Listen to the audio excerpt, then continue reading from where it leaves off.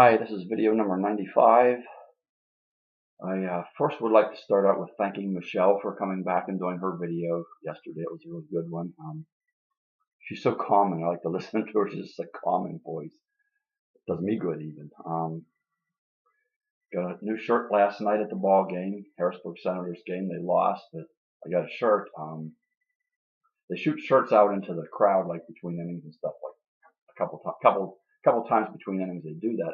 I never actually paying attention to it because there's so much going on around the ballpark that I just don't watch them. They shoot it out of these air gun things. It's really weird. So anyway, a few weeks ago they were doing it. We have these two seats that they're my favorite seats in the whole ballpark, and I don't always sit there, but it's perfect for when they want to shoot souvenirs out at people. For some reason they must target our seats or something. I don't know. Anyway, a few weeks ago, sitting there with my buddy, and I'm not really paying too much attention, but I like to eat popcorn and drink soda when I'm at these games. And I just happened to be eating popcorn. I had my soda there, and I do actually see them shooting the shirts over. They're like little missiles because they have them like they're really tight so they can fly. And I see one coming right at me. And I have my popcorn and my soda. Like I'm not dropping this just to catch a shirt. So I kind of turn and it hit me in the shoulder. It hurt.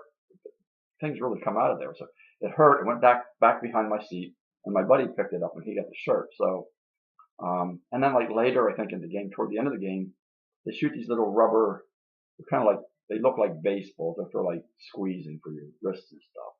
I did get one of those, but it almost hit me in the head first, and it bounced around. And I picked it up. So last night we're sitting there, and I'm not paying attention. I'm looking at something else, and they start shooting these shirts, and it goes to the row in front of us, and like those people, they go to catch it, and it flies up in the air, and it goes back where I am, and there's a wall right behind me. Like, our seats are like against a wall. They're the last row in this particular section, which I like. And it hits the wall, and it hits my hand, and it bounces up against the wall again, and it actually falls into my hand. So that's how I got the shirt.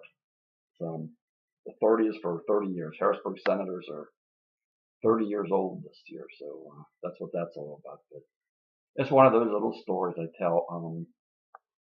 I have to pay more attention when I'm there. I just don't. I always forget that part of it, and then I almost get hurt, from. It's a good thing a baseball doesn't come over. I'm usually paying attention when they're playing the game. So I haven't got hit with an actual baseball yet. Okay, I got some emails since the last video. And something else happened since the last video too, and that was only a few days ago. So I want to talk.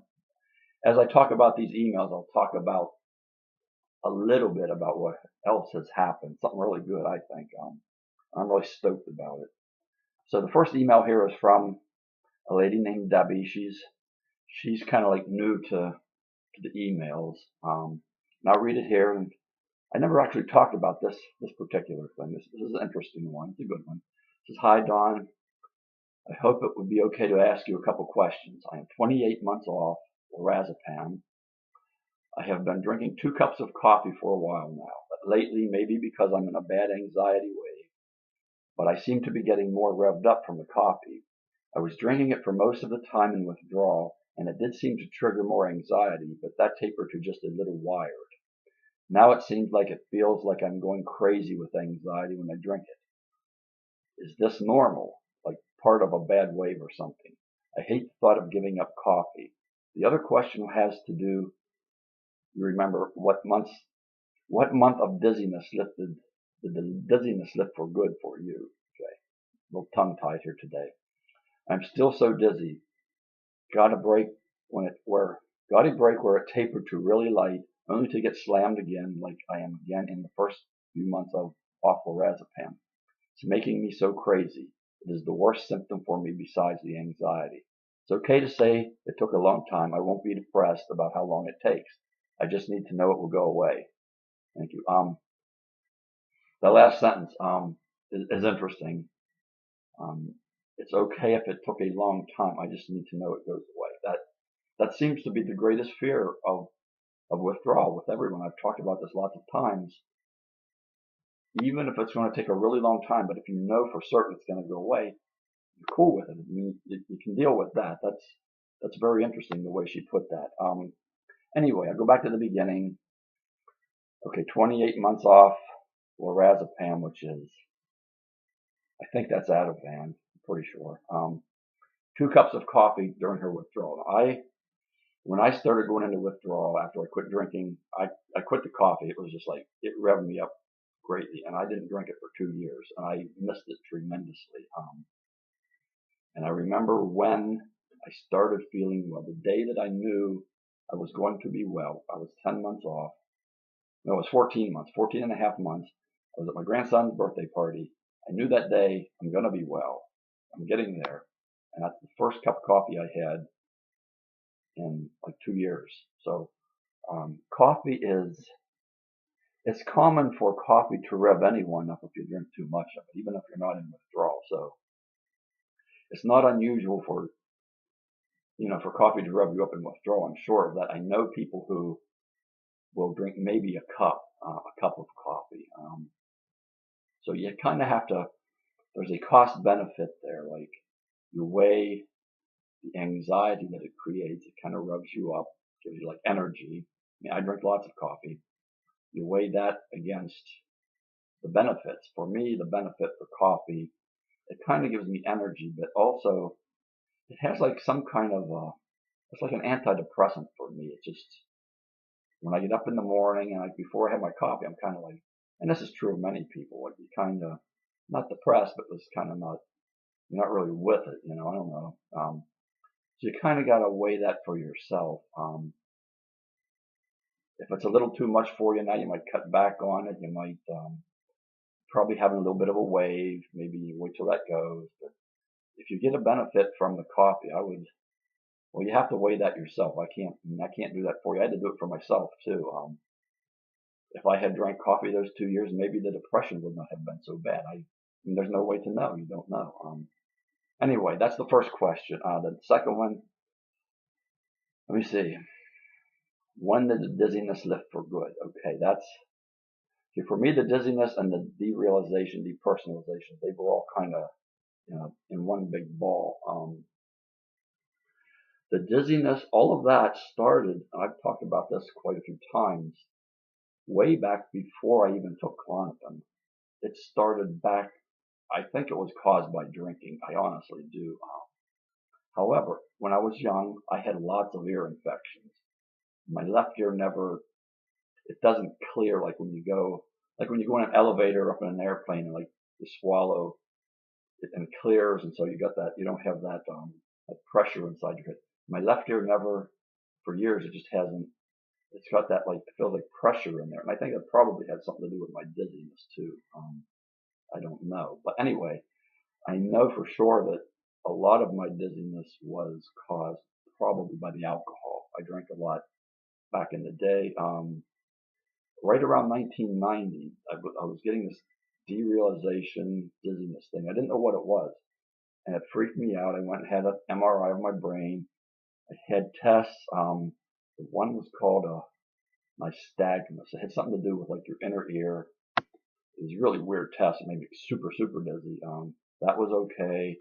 And some other kinds of tests I had way back, right around 1990. And it was all okay.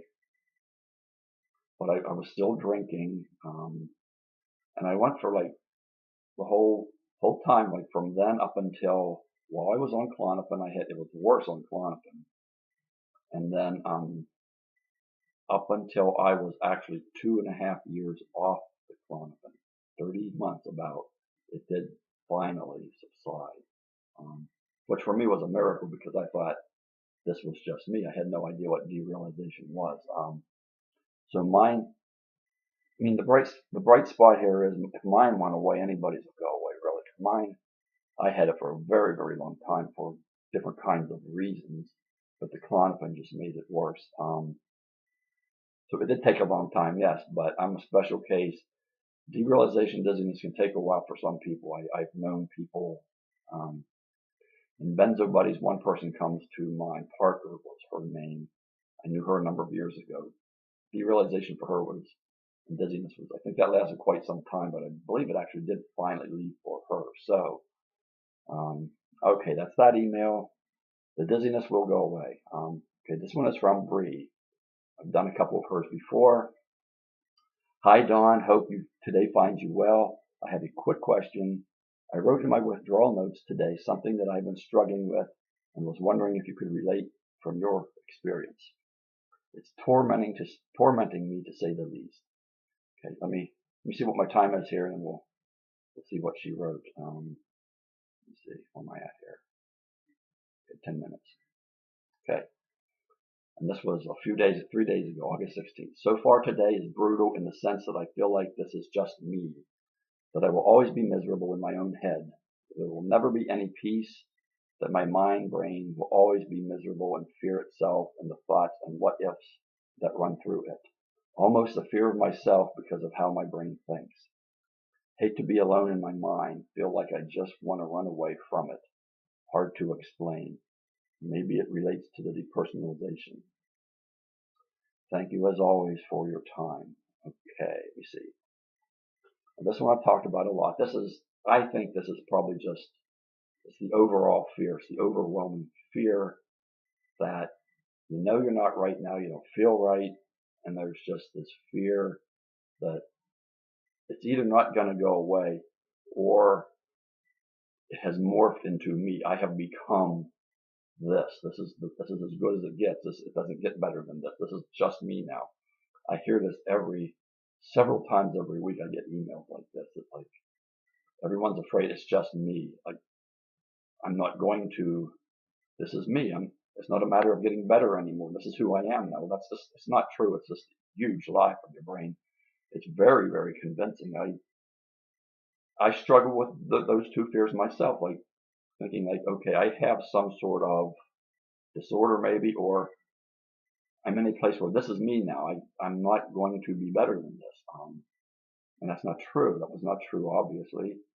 But there's also the fear that like, well, if it's not just me and I'm sick, I probably want to stay this way forever. This is as good as it gets, whether it's just me or whether I do, in fact, have a permanent kind of damage. They're both lies. I'm well. I have known many, many people who have gotten well who had the same fear. So it's not just you. But the interesting thing about this email is, it's like you want to run away from it, but you can't because it feels like it's you. And I've spoken of this a number of times. And I think it has a lot to do with actually the answer to all of this. Like, I'm pretty sure we're going to find the answer to withdrawal and what's going on and what benzos do. It's like your brain knows. It knows it's not right. It knows there is a solution, that something is wrong, not that this is like permanent, but it also knows it cannot find the answer. The answer is in there. The answer is inside there somewhere, but it's running around. It's trying to find itself, and it can't. It can't find the door out. And there is one there.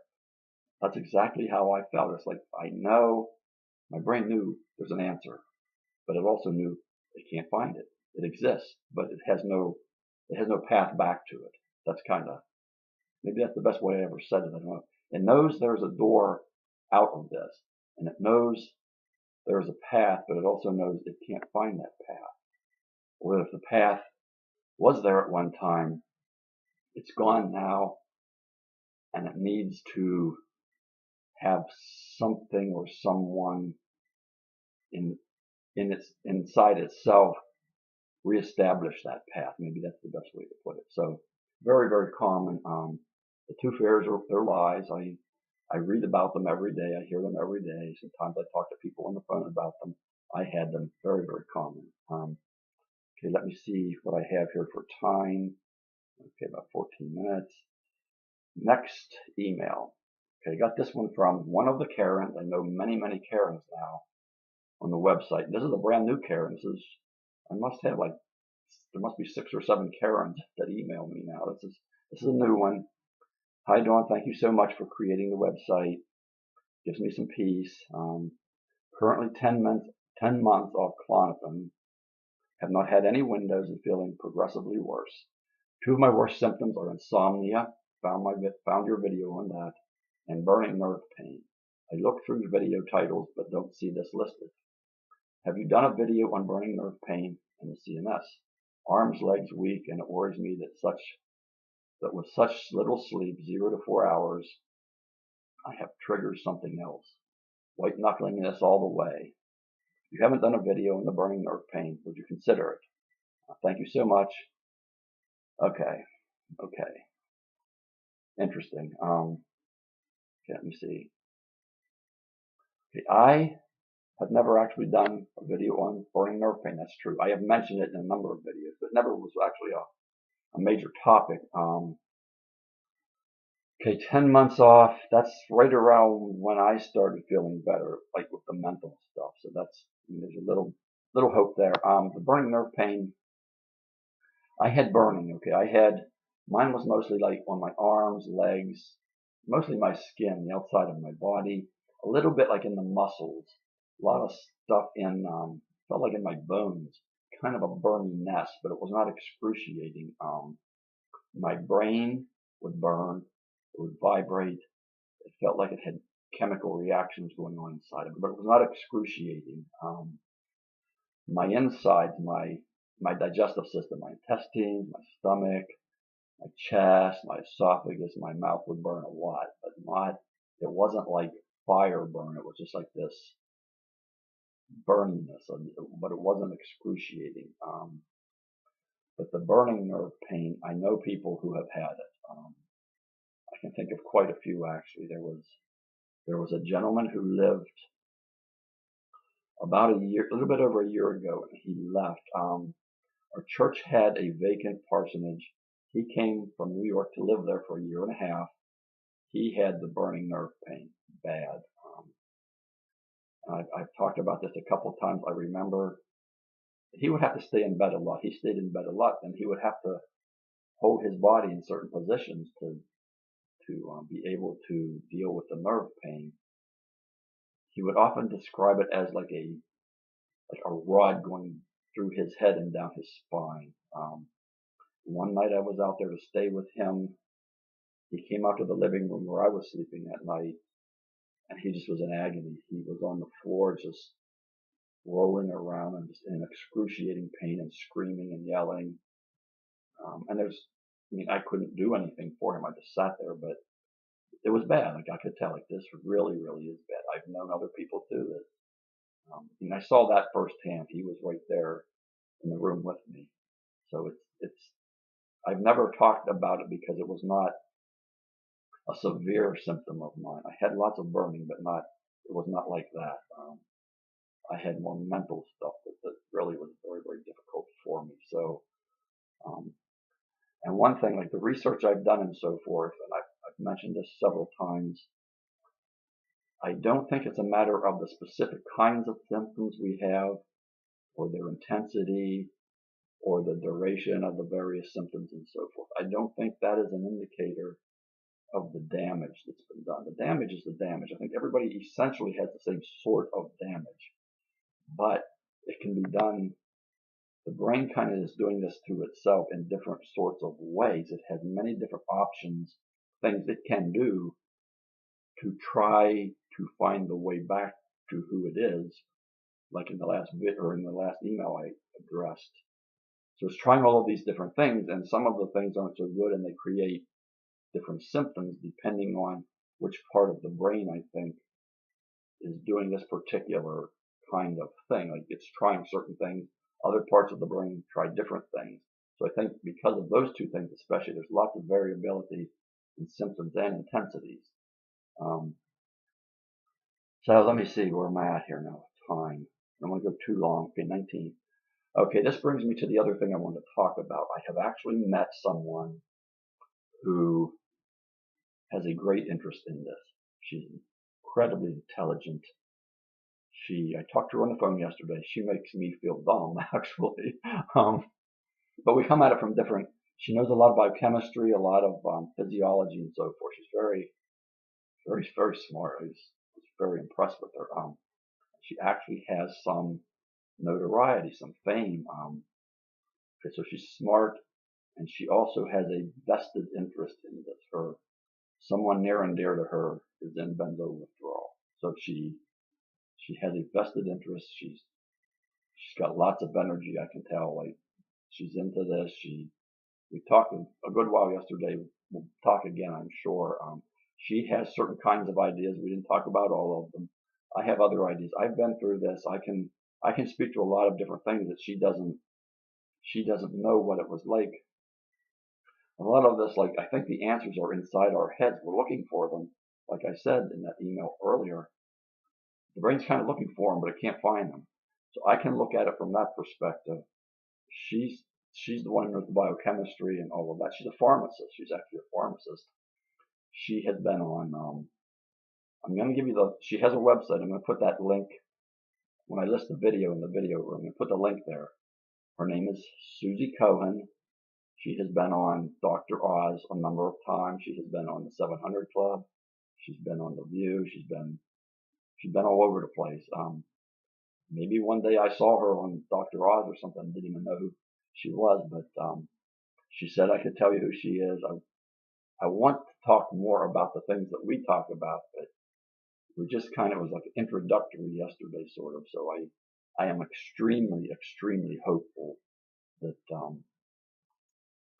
between the two of us, and she probably is going to be the one maybe who, she has lots of colleagues too, lots of contacts all over the place. So I kind of look at this as like hitting the jackpot. I don't know. She's smart. She understands a lot of stuff, and she has a vested interest. She has a loved one who is actually in withdrawal for a couple months now. So this is, to me, it's the jackpot. I don't know. We're going to see, but I think someone's going to find an answer to this, and it gives me great hope. And I know all of you who are watching this are still suffering. I know that's hard, but Dawn has more hope now. I was hopeful before, but now I'm really, really hopeful. So this is a whole new level of hope for me. So that's what's going on with like the research. She's read my 2 papers. Her website I looked at a little bit. I'll put the link in the video room for you. And some of you maybe have seen her. I don't know. I don't remember seeing her on Dr. Oz. And, I've watched the 700 Club some, but I don't know. We'll see. I was, it's pretty cool. You never know what's going to happen. Even for me, I know you guys are in withdrawal and this is hard. And it's hard for you to be excited about this because I know many of you tried so many things and nothing works. I was on Benzo Buddies a little bit ago and I looked up some things. Like I remember reading so many things people would try, like dozens of things, and nothing seemed to help. And usually you try something and it actually made matters worse. That's how it was for me. It's how it is for many people. Once in a while you try something that works for like a day or two and you're back where you were. So anyway, I wanted to come up here, talk to you here this morning. I still got my vacuuming to do before I have lunch. So I'm going to get to that. It's Friday, got the weekend coming up here. I am very hopeful. Dawn is hopeful. And I'm hoping that gives you hope too, because I think we're making strides. I think there's going to be big strides made here. And I would be so incredibly happy to find something that I could come on here and say, hey, I know for pretty much a fact this, or this is going to help. There's this great probability that this would help you. That would just be awesome. So anyway, I'm going to let you go here. Hope you have a decent weekend. Got my grandson coming over tomorrow to have a sleepover. He loves sleepovers. He's had some sort of virus here the last few days, but he seems to be over his fever now and he's doing well. So he's scheduled to come here tomorrow. It's always fun. It's like he's 5 and I'm 12, so I don't know if he'll catch up to me or not. Maybe I don't know if I'm going to get older or not. So anyway, I'll let you go. Hang in there. Have a decent weekend, and as always, I'm right here. Bye bye.